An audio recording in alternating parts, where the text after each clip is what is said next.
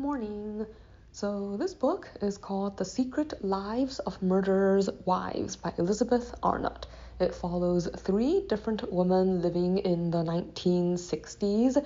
They come from very different backgrounds and experiences, but they have one really unusual shared circumstance, and that is that all 3 of their husbands were arrested as serial killers, and ever since then they have each in their own way been trying to deal with the aftermath, like not only how it has changed their perceptions of themselves, but also the kind of tensions is created between them and the people around them, like where people always view them with a certain degree of suspicion, like wondering whether or not, like, people who don't believe they couldn't have known or couldn't have realized something earlier and done something to prevent the atrocities that followed, even though it was their husband's crimes and not theirs. So over this shared experience, the 3 women have kind of bonded and become friends despite their different circumstances, and kind of act as support for each other as they try to find their own ways to move on.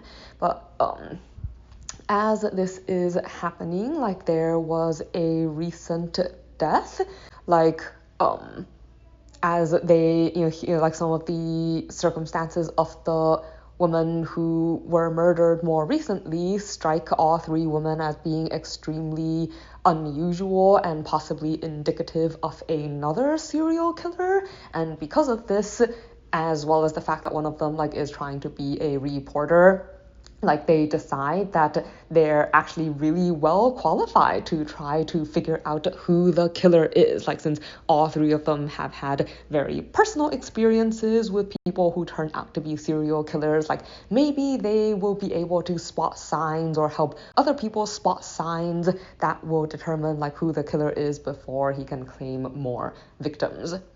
Like, they also kind of have a sense of personal responsibility. Like, I think each of them feel in their own way, like, because they weren't able to save the people that their husbands killed, maybe this time, like, they can use their experiences to actually make a difference. So the story follows them as they conduct this investigation and try to catch the killer.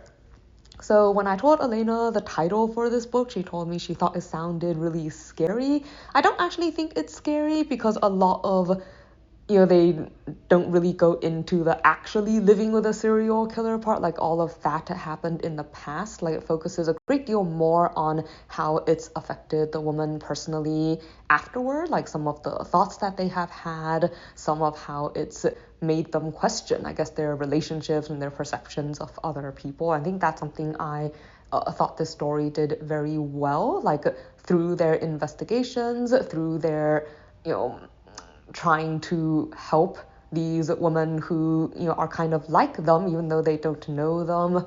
They kind of work past a lot of the trauma and the obstacles it's put between themselves and kind of getting back into being a part of society and living life in a more normal way. Like, I think that dealing with that trauma and how it's affected them was something the story did extremely well.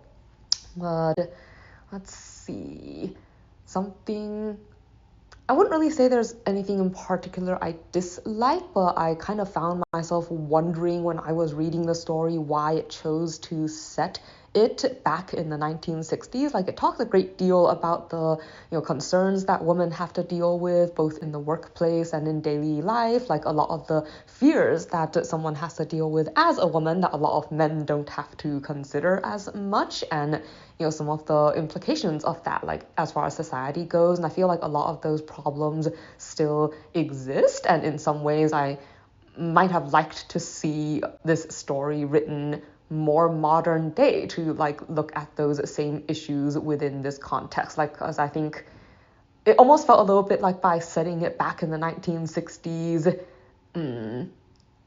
it made it so that it was easier for readers, I think, to distance themselves from those issues and to feel like those were problems that people had to deal with back then that we don't have to deal with now. But like, that's not really true. And I just kind of wonder if it would have been a more impactful story on the whole if it had been set in the modern day. But yeah, that's maybe the author had their other reasons for, doing what they did. Definitely affects like the way people conduct investigations, where you don't have like internet, you don't have phones where they can just call people and stuff, and that would shape a lot of the narrative. So maybe that was one of the reasons they made that choice. But